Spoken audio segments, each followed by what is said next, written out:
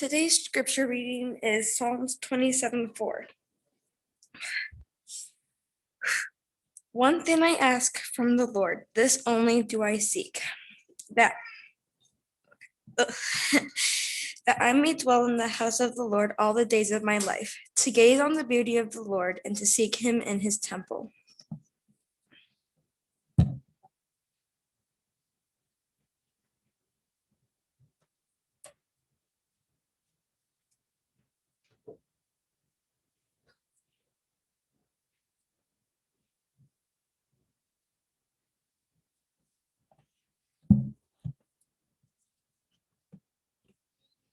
Morning, church. It's nice to see you all here today. We must have got the word out that this side of the church's pews were too overused, and so everybody's moved over to that side. Thank you very much for taking care of that. I've also been a little worried the last few weeks that I might not be able to keep your attention today. And so those of you that have a tendency to snooze off maybe a little bit or rest your eyes, I dug deep into my closet and I found the loudest tie I had. And I'm hoping that if you want to sneak off a little bit, that you'll remember this bright tie and think about all the nice flowers outside and the cool breeze, and it'll put you right to sleep. I'm also thankful that the Andersons decided to stick around one more week to listen to me talk today, because it may be the last time after you hear me. I don't know. Our story today, actually the sermon is going to be a story, was done by Morris Bendon. And I got to looking at this material that I have, and he actually gave this story on August 29th, 1981. So that's how many years ago? That's 40 years ago, right? 40 years ago. By the way, I just noticed up here on the podium, doesn't Jeff look good in bling with all the sparkle on it? That was real nice of you to leave that up here for me today.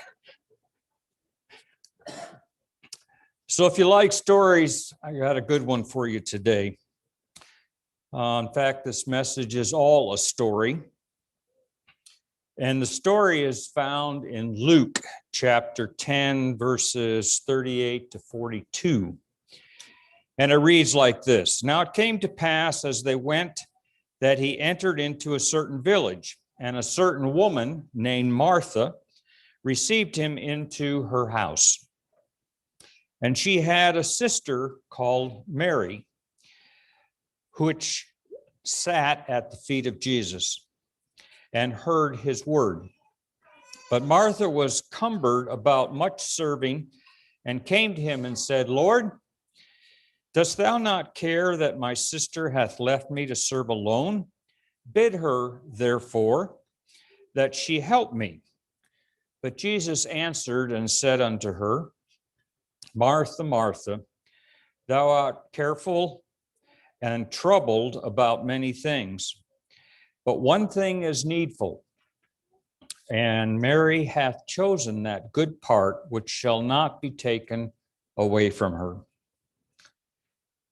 When we back up and pick up the bits and pieces of this story, we find that it is more exciting than a novel. In fact, it's even true. It is a most fascinating story. In fact, it rates up there in my stories with David and some of the other greats like Joseph. In this little village of Bethany, about 3 miles outside of Jerusalem, lived these two girls, Mary and Martha, and their brother Lazarus. Apparently, Lazarus was the breadwinner of the family, and you would see him going out each morning with his lunch pail and going off to work. And then each evening you would see him come home and he would be tired and he would take off his shoes and he would sit on the sofa and check up on the daily news that he read out of the Jerusalem Gazette. And then he'd be off to bed and start all over and do the same thing the next day. Martha was the Martha type.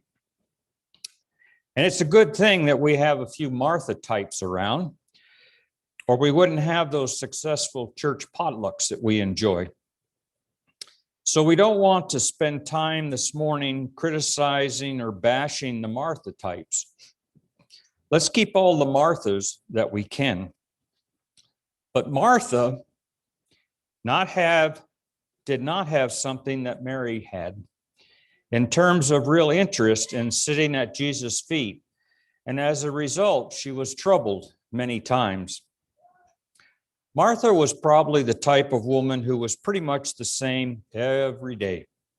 She didn't have to depend on the sun coming up on the right side in the morning and which side of the bed she got out of. She was probably also the managerial type. And most days were good days for her. She liked to run potlucks and be in charge of banquets in town or the church picnic. She was never happier than when she was back in the kitchen, playing around with new recipes and coming out with things that people would love to eat. She was a good girl. She never did anything wrong. Probably the worst thing that she did was chew her fingernails after the bread mixer quit working. She was a religious person. She went down the beaten path from her house to the synagogue every Sabbath, as did most everyone else. For you see, Bethany was a religious town. Mary, on the other hand, was probably more outgoing. Not as happy in the kitchen, although surely Martha taught her a few recipes like maybe vegetarian lasagna or cottage cheese loaf or the famous haystacks. Mary was the friendly one. She was gregarious and loved to be around people. She loved crowds and she loved to be at the potlucks and the socials. They always had Mary to greet the people and to help them feel at home. She was probably more stunning than Martha, perhaps very attractive. She may not have been quite so religious as Martha. In fact, sometimes she might skip out on church. But down at the local synagogue, Mary catches the eyes of the Pharisee by the name of Simon. Simon the Pharisee. In those days, Pharisees got good marks. They don't today, but they did back then. If anyone were to ask what his son was doing, he was never more pleased than to be able to say, "My son is a Pharisee." "Oh, your son's a Pharisee?" People were impressed. So Simon was well thought of. He was one of the church leaders. But one day, perhaps at one of the socials or potlucks, he began to look too long at Mary. A plot began to develop in his mind and continued to grow. Simon began trying to spend more time with Mary. Mary didn't suspect anything. She was friendly to everybody, and everybody loved Mary, and Mary loved everybody. But Simon continued, and one night he led Mary into sin. As a Pharisee with some kind of ecclesiastical or psychological leverage, he got away scot-free. No one knew. He kept Mary quiet on the subject. But this thing went deep with Mary, as did most everything. There are people who have had someone look at them cross-eyed across the aisle and never came back to church again. There are other people who have done wrong in business by another church member, and they never darken the doors again. And ordinarily, people have been treated like Mary, just seem to fade away. But Mary continued to try to carry on, perhaps going through the motions of playing church. However, the guilt went so deep that Mary began to get worse. That's often the way it is and happens. This is the heavy psychological stuff here, so listen up to what happens here. When a person becomes a victim of sin, particularly secret sin, and particularly in the days of Jesus, when they were reminded all the time about the lamb and the blood and that sin must be paid for, a person could find the guilt going deep and constant. When a person is involved in a secret sin with no one to punish him, he ends up wanting to punish himself. That's the way it is. If there is no one to punish you but yourself, then the best way to punish you is to do the same thing again. Let me say that again. When a person is involved in secret sin with no one to punish him, he wants to continue punishing himself. And that's the way it is if there's no one to punish you, because the best way to punish yourself is to continue to do the same thing over and over. This is one of the causes of continuing in secret sin. But because when you punish yourself, you feel worse, that seems like a punishment. So it makes you feel better. Follow that? This is particularly true for the religious person who senses that someone must suffer for their sin. But when you sin again, you again feel guilty and must punish yourself once more, and again and again. And finally, there's only one thing left to do. That's to find a tall bridge over a fast-moving river and jump. So Mary began to be known around town as a loose woman. Mothers would talk across the fence on Monday morning. Have you heard about Mary? Oh, yes. Watch out for Mary. Keep your young people away from Mary. The pressure continued to rise until one day things in Bethany got so bad that Mary decided to leave. She packed up her belongings and left, going down the road from the mountain of 7 hills until she came way down at the base to a little village near a lake, a village called Magdala, which is on the west shore of the Sea of Galilee. She was later to become known as Mary from Magdala or Mary Magdalene. I always thought Magdalene was her last name. I see her going to Magdala and attempting to start a new life. She looks for work. Can you see her going to the local Walmart store to try to get a job as a clerk or maybe a greeter? But they don't need her help. She tries the local Casey's, but they have all the help that they need. She doesn't go to the bank because they don't have banks back then. People had to bury their money in the ground or the backyard or out in their field. She perhaps even tries the local Hy-Vee catering because after all, she knows how to make lasagna and cottage cheese loaf. But they don't need any help either. And after going through the employment agency and walking the streets of Magdala looking for work and getting hungry, one day a thought crosses Mary's mind. Well, you're already into it. There's more lambs over there that can take care of the sacrifices. Better than being hungry. Why not make some easy money? She was able to find some who were willing to pay her price. And strangely enough, she even found a degree of acceptance in Magdala. But in spite of that, as time went by, it turned out not to be easy money after all. She was able to bring in a great deal of money, so much, in fact, that she became worried. It wasn't safe to keep money around in those days. In the apartment where she lived, there was no place to hide her money. She had no backyard or field to bury it in.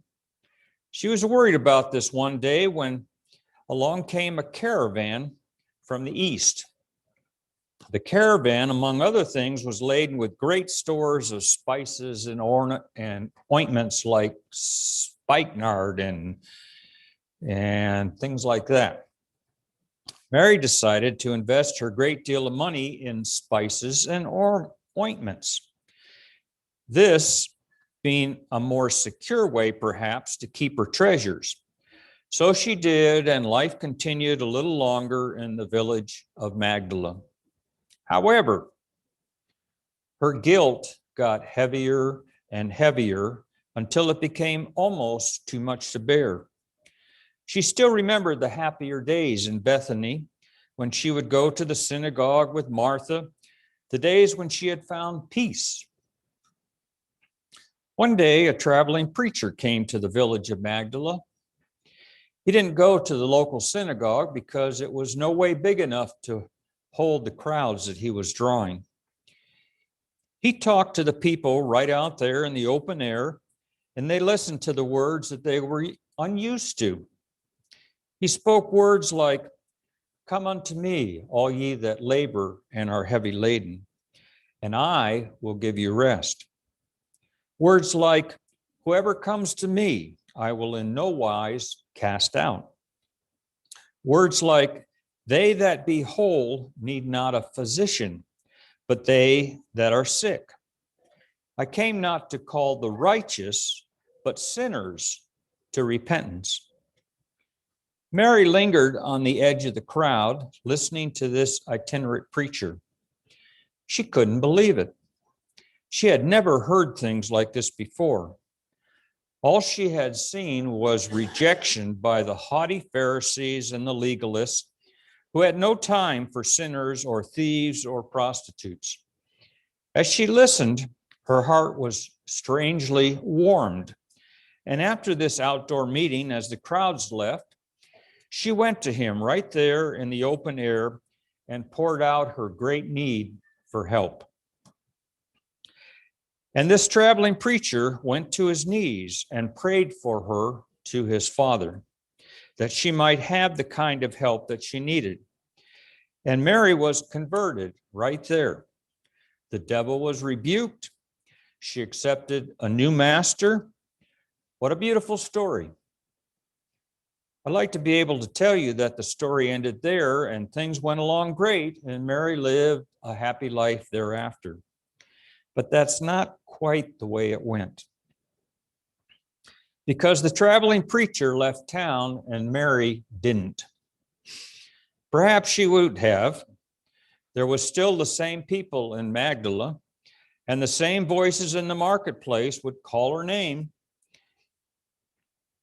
As the days went by, Mary discovered that even though she had accepted the peace that this preacher had offered, that the pull downward was still strong, and she fell. In this story, we have one of the most beautiful examples in all the Bible how Jesus treats the fallen. Jesus came to town again. Again, the crowds were around him listening. Again, Mary was there on the edge of the crowd wondering if it could be true. Yes, it's still true. Whoever comes to me, I will in no wise cast out.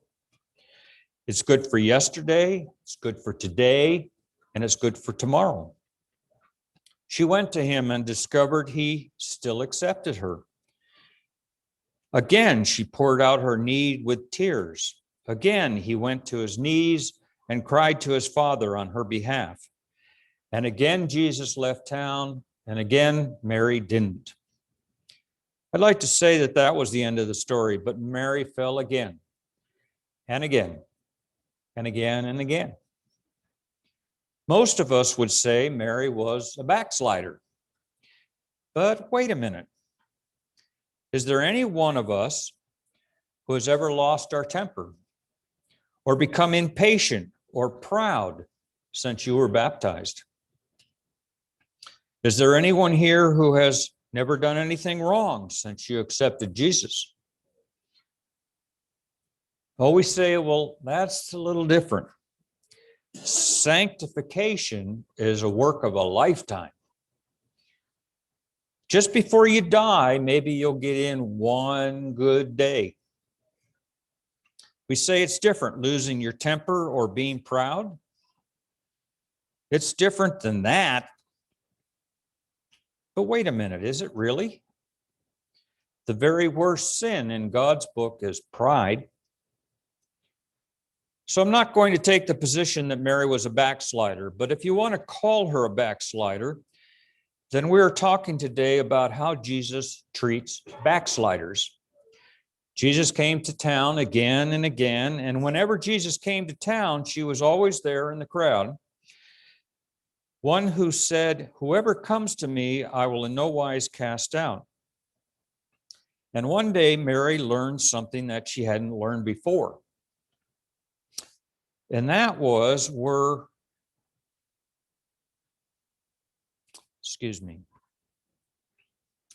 and that we're way overdue learning today that lesson. She learned that it is possible to sit at Jesus' feet when Jesus isn't in town. Have we discovered that yet? How do you do that? Are you fed up with the nebulous phrases, all of these old hat expressions that Christian uses? Behold the Lamb, fall on the rock, give your heart, sit at his feet. All of them are made real by the method that Mary learned. It is still possible, as it is in those days, to go on your own closet and go to your knees. It is possible today to be closer to Jesus and to know Jesus' presence in your life, even more closely than when he walked personally with the disciples on the dusty roads of Galilee. Mary began to learn that it meant to sit at Jesus' feet, even though Jesus wasn't in town.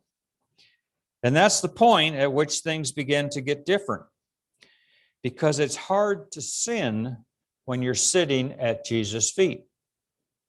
Again, it's hard to sin when you're sitting at Jesus' feet. There is power there. Things got so much better for Mary that one day she had another bright idea. She thought, why not pack up my belongings and head back to Bethany? I have family there, and it'd be good to visit home again. Why not go to Bethany and see Martha and Lazarus and the rest of them? And no sooner did that idea come that her blood began to sing in her veins.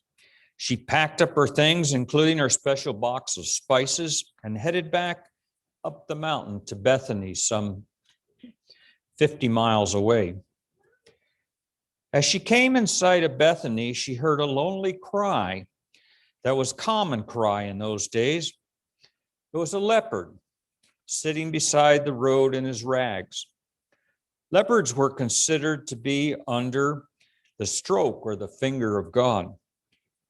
Leprosy was considered a judgment.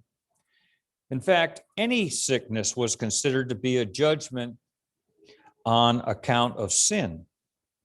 And leprosy was the worst. It made no difference where you were, the town constable or the mayor or the leader of the synagogue or even a Pharisee. You were pushed out of town. You're obligated to sit on the side of the road in rags, crying, unclean, unclean, publishing your calamity and begging for someone to throw you a morsel of food. At first, Mary thought nothing of it, but as she came near, suddenly she recognized something familiar in the voice of the one who was crying unclean. She looked, and to her shock, she saw that it was Simon. It was Simon the Pharisee who had led her into sin. And when in the progress of this story I discovered that, I said to myself, good for Simon, you rascal. Let him rot along the side of the road. That's what he deserves, doesn't he?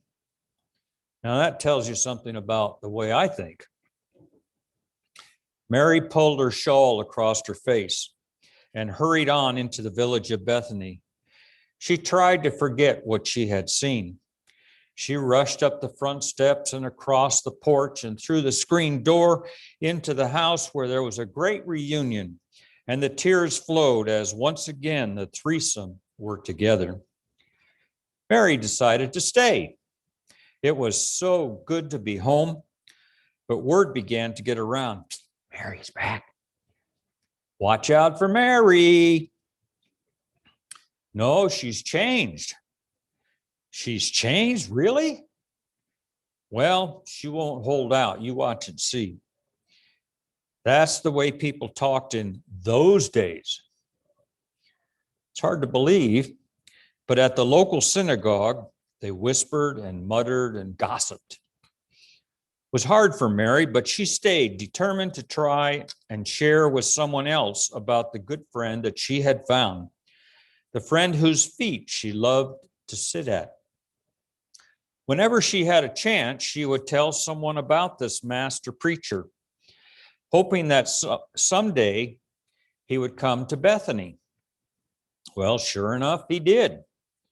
One day he traveled up from Jericho with his 12 companions, all the way up the 20 miles and some 3,000 feet. They were tired and dusty and hot when they arrived at the home of Mary, Martha, and Lazarus. Martha, as usual, was being the Martha type, out there thrashing around in the kitchen with the pots and the pans and the spoons and all the rest of it. But Mary with her background and her experience, couldn't get herself to go to the kitchen. Even though she loved Martha, there was something about Jesus' feet. They couldn't get away from Jesus' feet. She stayed there, even though Martha was troubled. Well, they had a nice visit. Jesus got acquainted with Martha and Lazarus, and even the disciples enjoyed their stay because Jesus didn't have to talk in parables when he was with his friends. Lazarus could listen and understand, and the girls too, with stories just in plain English. There were some distance away after Jesus left when Lazarus took sick. In fact, he became very sick. The doctors looked startled and grave from the very beginning. Lazarus got worse, and it didn't look good for Lazarus. So Mary and Martha sent a messenger, probably one of my descendants, off to find Jesus. It was a big project, but he found him. And when he found him, he told him about Lazarus, and Jesus said, "The sickness is not unto death." Well, the messenger went back to Bethany, and he said, "We've got good news. Lazarus' sickness is not unto death." The sisters went into Lazarus' room and they said, "Lazarus, yes, we have good news. You're not going to die. Jesus, the one who works the miracles and heals the sick, said so. You're not going to die." And Lazarus said, "Well, that's good, but it sure feels as though it might." And he continued to hope, but he continued to get worse. Just before he went into a coma, they reminded him, "Lazarus, you're not going to die." "Yes." And they continued to say it through the house and to say it to themselves. But Lazarus went into a coma and he died. And right there, the faith of Mary and Martha was severely tested. Back where Jesus was, he said to his disciples, "We're going back now because Lazarus is asleep." And they said, "Asleep?" "Yes, he's asleep." Now the disciples were worried because they already heard that the people near Jerusalem were out for Jesus' life. They knew that there was a plot to kill Jesus. And they figured if they stayed with him, if they went back, that they might become victims of the same plot. They were afraid for their own skin. So they said, "Let's not go back there right now." If Lazarus is asleep, he's been sick, so he needs to stay asleep. So don't go back right now. Jesus said, I'm going back and I'm going to wake him up out of sleep. No, don't do that. Let's stay here. Let him sleep. And it was at that point that Jesus finally reluctantly said, our friend Lazarus is dead. But I like to sleep better, don't you? I like it better because when you sleep, that's not all bad. Sleeping is not all that bad because when you sleep, there's the waking up time. I don't particularly like the waking up time either, but I manage by 9 o'clock. The darkness of night is always followed by morning. And if I was supposed to see the sun, it would rise at 9 o'clock. And I like what Jesus said when he said he's asleep. And that does for anyone else today also. Well, Jesus and his disciples returned to Bethany, and things improved greatly for Lazarus.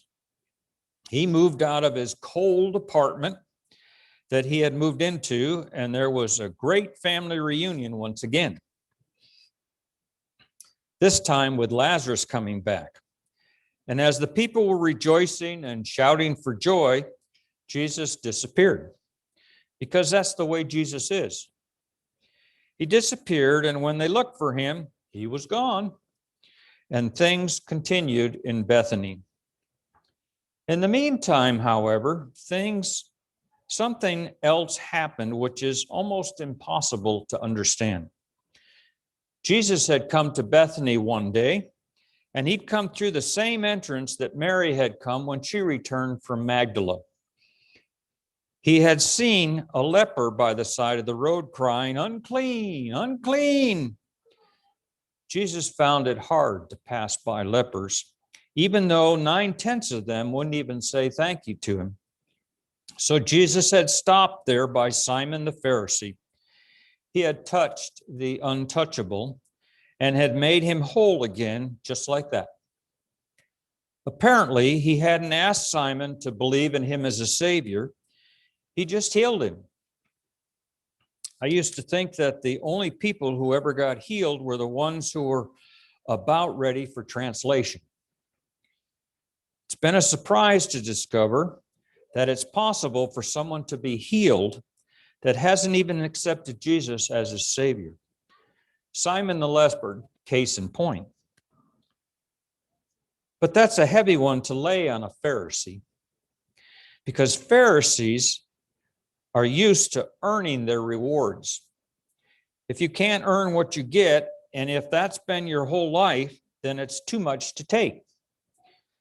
So after Simon had gone back to Bethany and been reinstated in his position and place in the village, you see him tossing and turning at night, staring at the ceiling, trying to figure out what to do. He wasn't able to earn or merit being healed, and it was much more than he could stand. Suddenly, he got a bright idea. If you can't earn it beforehand, why not earn it afterwards? He thought, I'll pay Jesus back for what he's done. I'll throw a huge feast in his honor. I'll have a banquet with him as the guest of honor. Now his mind was moving fast. When you have a banquet in Bethany, you need someone to do the catering. And of course, in Bethany, if you need someone to do the catering, who do you get? You get the Martha type. And the one who was close to the Martha type was Martha. But when Simon rang up Martha's house, guess who answered the phone? Lazarus. Oh my, this is even better. If you want to really have a feast and a banquet that will surpass all feasts and banquets in Bethany's history, you have a man there who has been raised from the dead. That will bring the people to your feast. So he invites Lazarus to be guest of honor, second only to Jesus. Who else did he invite? Well, he invited the high society friends from Jerusalem. And in fact, some of the same who were plotting to get rid of Jesus were invited. But guess who didn't get invited to the feast at Simon's house? Yes, you're right. It was Mary. Simon is still edgy. He's still running scared about his past.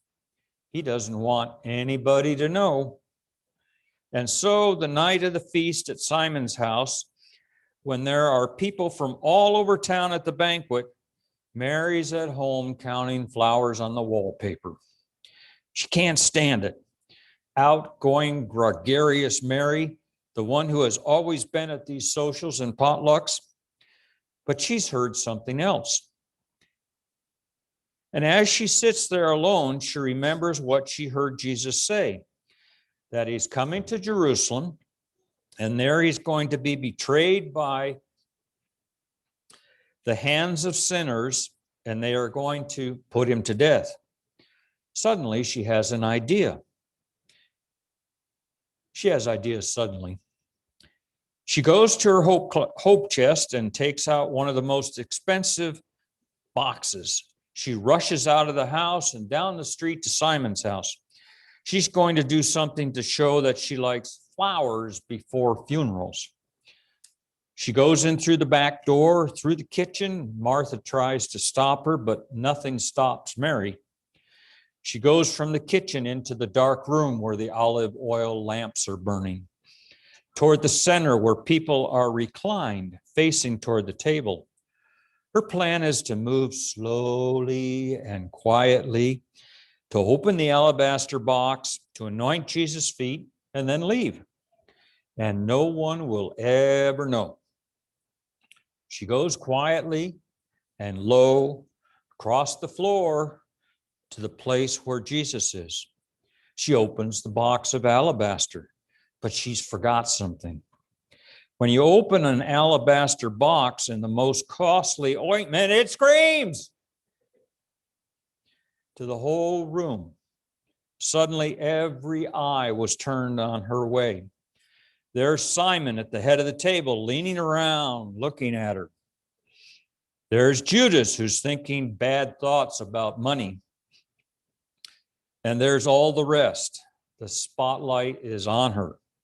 She fumbles with the ointment and it spills on Jesus' feet and onto the floor. She's forgotten to bring a towel or anything else to wipe it up, so Mary does the unforgivable thing. In those days, for only a woman of the street ever lets her hair down. But she didn't think of that. She let her hair down and began to wipe up the ointment with her long, flowing hair. And Simon at the head of the table thinks to himself, if this man was really a prophet, he would know who she is and what kind of person she is. About that time, Mary hears friendly words from Jesus. Let her alone. Just leave her alone. She has done a good thing. And whenever the gospel is told, this story about Mary will be told. Then he turned to Simon and he said, Simon. And right there, Simon got sweaty hands. Jesus said, Simon, I have something to say to you. Simon braced himself. He prepared to have the sick mask torn from his face. He heard about this Jesus who could read men's minds and thoughts, and he prepared for the worst. He expected to have his own banquet turned into a fiasco, a real Peyton place.